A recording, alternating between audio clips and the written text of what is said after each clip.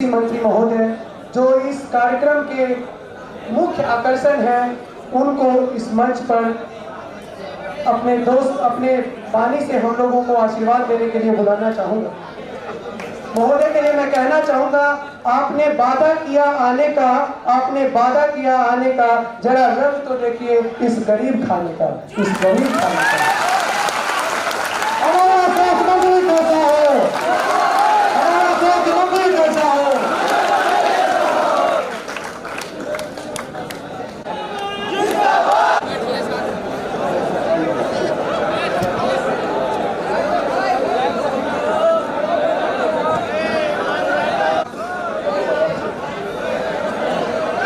मेरे साथ ताला लगाइएगा। भारत माता की। सब नौजवान हैं हम लोग और भारत माता की जयकारा की आवाज में थोड़ा गनगनाहट बुलंदी दिख रही है।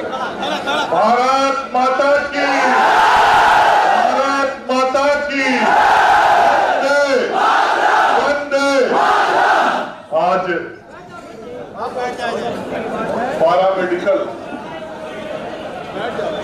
राज्य स्तरीय सम्मेलन जो कि पहली बार आयोजित हो रहा है, इस सम्मेलन में उपस्थित बिहार स्वास्थ्य विज्ञान विश्वविद्यालय के कुलपति professor SN. Sinha ji, paramedical association Bihar के प्रदेश के अध्यक्ष भारत भूषण जी, पीएमए के पैट्रॉन और पीएमसीएच के पूर्व अधीक्षक, पीएचआई के पूर्व निदेशक डॉक्टर विमल कारक जी, यहां मंच पर उपस्थित सुरेंद्र कुमार सुमन जी, डॉक्टर प्रोफेसर सुदामा प्रसाद जी, आशुतोष नंदन जी, लक्की सिन्हा जी, दिग्विजय सिंह जी, कृष्णा कुमार जी, डॉक्टर नीतीश कुमार जी, डॉक्टर निरंजन जायसवाल जी, डॉक्टर सुनीता जी और बिहार के कोने कोने से आए हुए हमारे पैरामेडिकल के सभी छात्र छात्राएं, पीएमए के बिहार के सभी पदाधिकारीगण और आज इस सभागार में उपस्थित सभी प्रिंट और इलेक्ट्रॉनिक मीडिया के हमारे साथियों, सबसे पहले तो मैं बिहार के कोने कोने से आए हुए अपने पैरामेडिकल छात्राओं और छात्रों का हृदय से स्वागत और अभिनंदन करता हूं। मुझे इस बात की बहुत खुशी है कि जब भी पैरामेडिकल के किसी सम्मेलन का यदि इतिहास लिखा जाएगा तो इतिहास आज के दिन से शुरू होगा। ये जो इतिहास लिखा जाएगा तो प्रथम राज्य स्तरीय सम्मेलन आज विद्यापति भवन पटना में हुआ और मुझे जैसा भारत भूषण जी ने बताया 38 जिले हैं बिहार में, उसमें से 36 जिले के प्रतिनिधि यहाँ उपस्थित हैं और ये इतिहास की शुरुआत जब होगी तो बहुत बड़े प्रभाव के साथ शुरू होगा। और मैं अपनी आंखों के सामने ऊपर हमारे छात्र छात्राएं हो या नीचे बैठे या बाएं हो दाएं हो या कुछ लोग हॉल के बाहर, मैं सभी छात्र छात्राओं को देख के ऐसा अनुभव कर रहा हूं कि मैं अभी एक लघु बिहार के बीच खड़ा हूं। आज हम सब लोग इस सम्मेलन में यहां इकट्ठे हुए और निश्चित रूप से मैं कह सकता हूं, जैसा मेरे परिचय में भी बताया गया कि अभी तक का आजादी के बाद से बिहार में स्वास्थ्य मंत्रियों का इतिहास लिखा जाएगा तो सर्वाधिक समय तक बिहार की जनता का स्वास्थ्य मंत्री के रूप में सेवा करने वाला मैं हूं। और मुझे कि बिहार में स्वास्थ्य सेवाओं को बेहतर किया जाए, जो यहाँ की चिकित्सा व्यवस्था और चिकित्सा प्रणाली है उसको और उत्कृष्ट किया जाए। और मैं समझता हूं कि चिकित्सा व्यवस्था या चिकित्सा प्रणाली को यदि उत्कृष्ट करना है तो पारा मेडिकल व्यवस्था को सुदृढ़ करना पड़ेगा।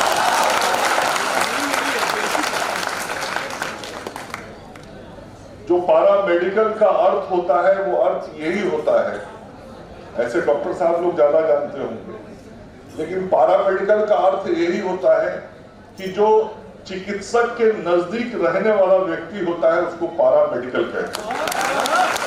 और पैरा का मतलब होता है बगल में, और मेडिक का मतलब होता है डॉक्टर, तो जो डॉक्टर के बगल में रहता है। लेकिन मैं उसमें और मानता हूं, डॉक्टर के बगल में ही केवल डॉक्टर जब रहते हैं मरीज के पास उस वक्त ही पारा मेडिकल महत्वपूर्ण नहीं होता है। जब डॉक्टर साहब मरीज के पास नहीं भी होते हैं तो भी पारा मेडिकल बहुत और डॉक्टर साहब को मरीज के नजदीक आ जाना चाहिए, और जब तक डॉक्टर साहब नहीं आते हैं तब तक मरीज के नजदीक पारा मेडिकल भी रहता है। और मैं कह सकता हूं कि पूरा हेल्थ सर्विसेज का ये एक बैकबोन है, और इस प्रकार की जितनी भी स्वास्थ्य सुविधाएं हैं, मैं उन सभी स्वास्थ्य सुविधाओं को जोड़ के कहना चाहता हूं कि हर स्वास्थ्य सुविधा जो चिकित्सक के पहले मरीजों को उपलब्ध कराई जाती है वो बहुत महत्व का होता है। और समुचित देखभाल, मरीजों का समुचित इलाज आपके द्वारा किया जाए इसकी चिंता भी आप करते हैं, उनको समुचित चिकित्सीय सुविधा प्राप्त हो इसकी पूरी चिंता आपके द्वारा की जाती है। और इसीलिए जब मैं स्वास्थ्य मंत्री बना तो मैंने ये निर्णय किया कि राज्य में नई सरकारी पारामेडिकल संस्थानें खोली जानी चाहिए। और मैं जब इन विषयों के तथ्यों के अंदर गया तो मुझे ध्यान में आया कि बिहार जितना बड़ा राज्य है और हमारी जितनी बड़ी आबादी है और जितने छात्र इस पद्धति से जुड़कर लोगों को स्वास्थ्य सेवा देना चाहते हैं, शायद उनको पढ़ाने के लिए हमने संस्थान ही उतने नहीं बनाए।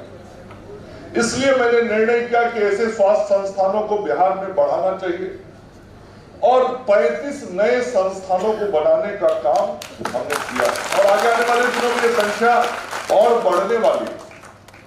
चूंकि 13 करोड़ की आबादी वाला यह राज्य है, और 13 करोड़ की आबादी के राज्य का अनुपात में यदि हम मेडिकल कॉलेज बढ़ा रहे हैं, यदि हम यूजी की सीटें बढ़ा रहे हैं, पीजी की सीटें बढ़ा रहे हैं, हम एमबीबीएस डॉक्टर बना रहे हैं, हम पीजी डॉक्टर बना रहे हैं, तो उसी के तुलनात्मक हमको पारा मेडिकल संस्थान और उसके सहयोग के लिए बच्चों को भी तैयार करना पड़ेगा। और पैरेलली ये दोनों काम करना पड़ेगा, जिस काम को हम सब लोग कर रहे हैं। और अभी राज्य के 9 सरकारी चिकित्सा महाविद्यालयों में, 10 सदर अस्पतालों में, 12 चिकित्सा संस्थानों में और 20 सरकारी पारामेडिकल संस्थान, ये सब अभी संचालित किए जा रहे हैं।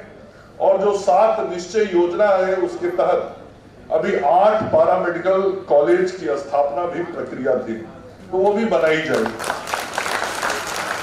और हमारा प्रयास है कि इन संस्थानों के माध्यम से, जिसकी चर्चा सिन्हा साहब कर रहे, हम उत्कृष्ट छात्रों की ऐसी टीम टोली तैयार करें कि वो देश ही नहीं विदेश में भी कहीं जाए और लोग को पता लगे कि ये बिहार से पढ़ के आया हुआ पारामेडिकल का लड़का है, तो उसको तुरंत अपने संस्थान में वो सेवा करने का अवसर और नौकरी दे सके। उसकी पहचान ऐसी होनी चाहिए, क्वालिटेटिव पढ़ाई होनी चाहिए।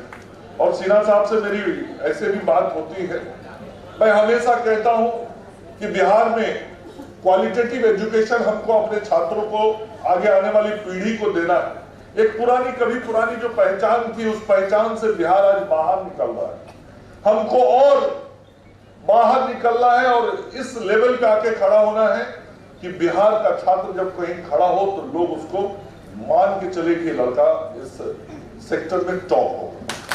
ऐसी कभी होगी, और हम सब लोग इस काम को कर रहे हैं। और आज मैं फिर से दोबारा कह रहा हूं, मैंने पूर्व में भी कहा, मैंने विभाग में अपने अधिकारियों को इस बात के लिए निर्देशित भी कर दिया है, और हमारे आदरणीय मुख्यमंत्री जी की घोषणा है और उस घोषणा के आलोक में बिहार में स्वास्थ्य विभाग में 45,000 नियुक्तियों के काम की प्रक्रिया शुरू हो गई और ये विभिन्न उसके पैरामेडिकल स्ट्रीम और इन सभी नियुक्तियों के काम के संदर्भ में उसका रोस्टर क्लियर करना हो, जेडी से क्लियरेंस लेना हो, फाइनेंस डिपार्टमेंट से क्लियरेंस लेना हो, बीटीएससी में उसकी नियुक्तियों के कागज भेजने हो, जो भी सारी प्रक्रियाएं करनी, उन सारी प्रक्रियाओं को हम कर रहे हैं।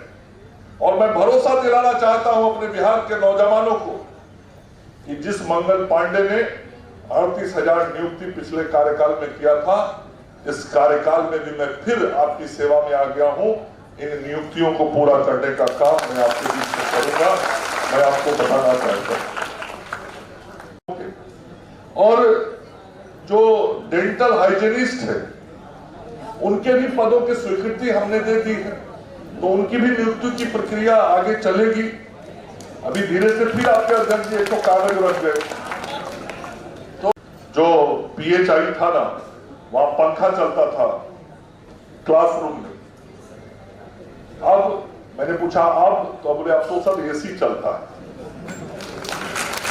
AC विलासिता नहीं है, AC आज आवश्यकता है।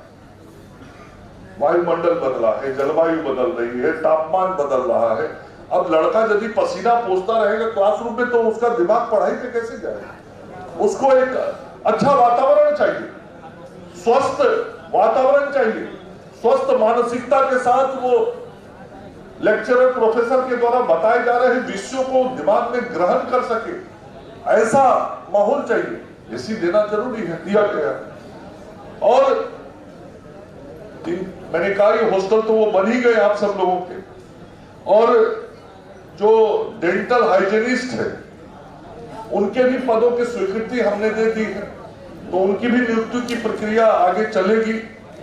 अभी धीरे से फिर आपके अध्यक्ष जी एक तो कागज रख गए, तो मैं इतना ही कहूंगा कि जिन बच्चों को विभिन्न मेडिकल कॉलेज हॉस्पिटल्स में पढ़ाई में जहां आवासीय दिक्कत आ रही है, उसके समाधान के दिशा में भी मैं प्रयास करूंगा। और मैंने ही किया है 4 जगह पर, तो आगे भी जो बच्चा होगा वो मान के चलिए कि मैं ही करूंगा या मेरे ही जैसा कोई होगा वो करेगा, मेरे पीछे वाले जैसा नहीं करेगा, इतना पता।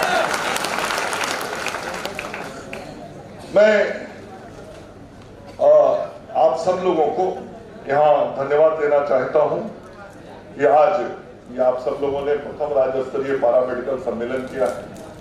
और एक कहावत भी है कि संगठन में ही शक्ति होती है, और अच्छा है आप सब संगठित हैं और मजबूत भी रहे हैं। और इसी तरीके से संगठित रह के सरकार क्या होती है? सरकार अभिभावक होती है।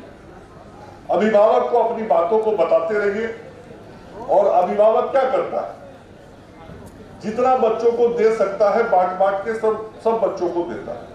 तो ये सरकार जो काम कर रही है बिहार की आज सरकार, नीतीश कुमार जी के नेतृत्व में एनडीए की सरकार, आदरणीय नरेंद्र मोदी जी के नेतृत्व में यह सरकार बिहार के कल्याण के लिए काम करती रहेगी, जन कल्याण का काम करती रहेगी। और जन कल्याण जो है, स्वास्थ्य सेवा उसमें प्रथम स्थान रखता है। जनता के कल्याण में जनता को स्वास्थ्य सेवाओं की सबसे ज्यादा जरूरत है। तो इन व्यवस्थाओं को हम और बेहतर करेंगे। और आप सब लोग जो अपना पढ़ाई लिखाई कर रहे हैं इसको करते रहिए। सरकार के तरफ से जो आपको मदद चाहिए, सरकार के तरफ से जो सहयोग चाहिए, मैं आपको विश्वास भरोसा इतना दिलाता हूं कि जितना भी हमको संभव हो पाएगा, हम परिवार के बेटे बेटी की तरह, परिवार के सदस्य की तरह आप सब लोगों की चिंता करेंगे। और आप सब लोगों के समस्या के समाधान में आपके अभिभावक के रूप में हम सदैव खड़ा रहेंगे। मैं यहाँ पे प्रोफेसर SN सिन्हा साहब जी से विशेष आग्रह करना चाहता हूँ। अब ये सब बच्चे आप ही के छतरी के नीचे हैं, आपके अम्ब्रेला के नीचे हैं, तो इनका भी पठन पाठन सब AC चलता है, चल रहा है। अब लड़का यदि पसीना पोंछता रहेगा क्लासरूम में, तो उसका दिमाग पढ़ाई पे कैसे जाएगा? उसको एक अच्छा वातावरण चाहिए, स्वस्थ वातावरण चाहिए, स्वस्थ मानसिकता के साथ वो लेक्चरर प्रोफेसर के द्वारा बताए जा रहे विषयों को दिमाग में ग्रहण कर सके, ऐसा माहौल चाहिए। एसी देना जरूरी है, दिया गया है। और मैंने कहा ये हॉस्टल तो वो बन ही गए आप सब लोगों के, और जो डेंटल हाइजीनिस्ट है उनके भी पदों की स्वीकृति हमने दे दी है, तो उनकी भी नियुक्ति की प्रक्रिया आगे चलेगी। अभी धीरे से फिर आपके अध्यक्ष जी एक तो कागज रख गए। तो मैं इतना ही कहूंगा कि जिन बच्चों को विभिन्न मेडिकल कॉलेज हॉस्पिटल्स में पढ़ाई में जहां आवासीय दिक्कत आ रही है, उसके समाधान के दिशा में भी मैं प्रयास करूंगा। और मैंने ही किया है 4 जगह पर, तो आगे भी जो बचा होगा वो मान के चलिए कि मैं ही करूंगा या मेरे ही जैसा कोई होगा वो करेगा, मेरे पीछे वाले जैसा नहीं करेगा, इतना पता। मैं इसके अलावे कोर्सेज की बात हो रही थी। पहले 8 कोर्स था, अभी 17 कोर्स है। और आपके अध्यक्ष जी इतना चालाक है कि हमसे जितना बात कर रहे थे इधर उधर का नहीं बात कर रहे थे। जितना आप सब लोग को अपना विषय हमारे दिमाग में डालना है वो सब डाल चुके भविष्य वाला। तो मैं विभाग का मंत्री हूं और मैं मानता हूं कि विभाग के मंत्री होने के नाते मैं आप सबों का अभिभावक हूं, और मैं केवल सरकारी अभिभावक अपने को नहीं मानता हूं, मैं केवल विभागीय अभिभावक अपने को नहीं मानता हूं। मैं आपको और आपका अभिभावक उसी तरीके से हूं जैसे परिवार में कोई आपका अभिभावक। मैं उस रूप में, मैं अपने घर के बच्चे को जिस रूप में देखता हूं, अपने परिवार के बच्चे को जिस रूप में देखता हूं, उसी प्रकार से स्वास्थ्य सेवा के क्षेत्र में पढ़ाई कर रहे सभी बच्चों को उसी परिवार के सदस्य के रूप में देखता हूं और आपको भी देखता हूं। तो ये सब जो कुछ भी हमने किया उन्हीं कारणों से किया। और सब्जेक्ट वाइज स्पेशलिस्ट टीचर भी 2018 से हमने देना शुरू किया, और इसके अतिरिक्त गेस्ट फैकल्टी के रूप में भी किया। हमने लगातार इस बात के प्रयास किए कि जो पारा मेडिकल के बच्चे हैं वो आके पढ़ने आए तो उनको पढ़ाई ठीक से हो, उनको हॉस्टल मिल जाए, उनको पठन पाठन में दिक्कत नहीं हो, जब पढ़ लिख ले तो वो इंटर्नशिप कर ले, इंटर्नशिप करें तो फिर आगे उनको नौकरी मिले, रोजगार मिले, काम धंधा मिले। यही तो जीवन का उद्देश्य होता है। और किसी क्षेत्र में जब हम पढ़ने जाते हैं तो अल्टीमेटली गोल तो यही होता है कि हम जब पढ़ के निकले तो हम आर्थिक अर्थोपार्जन करने लगे और अपने परिवार का सहारा बन सके। यही तो कुल मिला के मकसद होता है। इस मकसद के लिए हमने कई बहालियां भी की। मुझे खुशी है कि जिन लोगों की बहाली हुई उन्होंने आज मुझे धन्यवाद भी दिया, मैं उनका भी आभारी हूं। कई बातों की चर्चा की गई। सरकारी क्षेत्रों में पैरामेडिकल संस्थाओं को संचालित करने के लिए 1235 पदों का सृजन भी किया गया है, और इसके साथ ही तो हम बोले यार तुम लोग एक बार पूरा डिमांड दे दो, धीरे धीरे डिमांड बढ़ाते हो।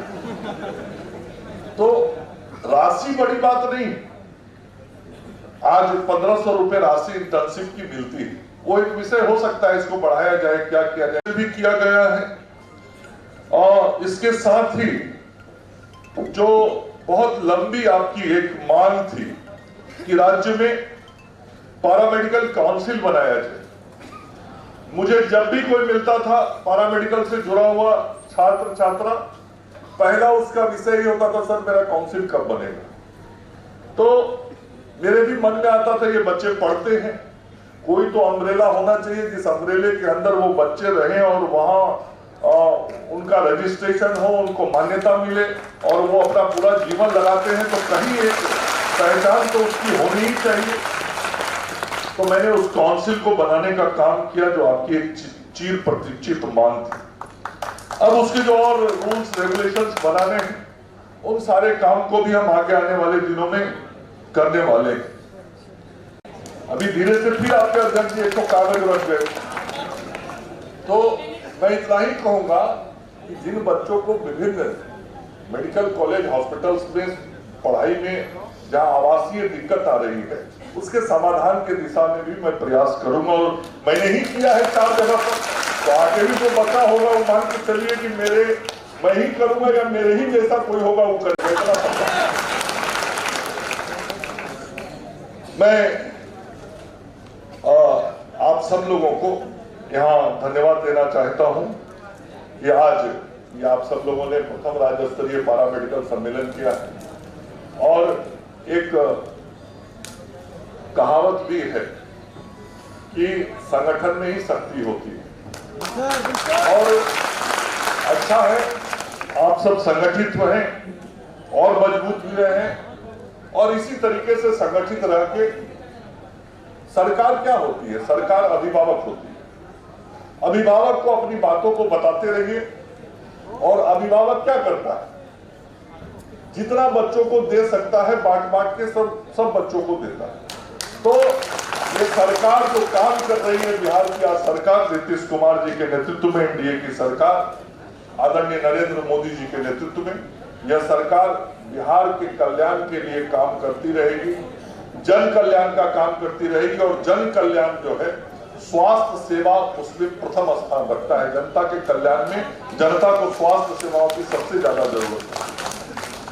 तो इन व्यवस्थाओं को हम और बेहतर करेंगे, और आप सब लोग जो अपना पढ़ाई लिखाई कर रहे हैं इसको करते रहिए। सरकार के तरफ से जो आपको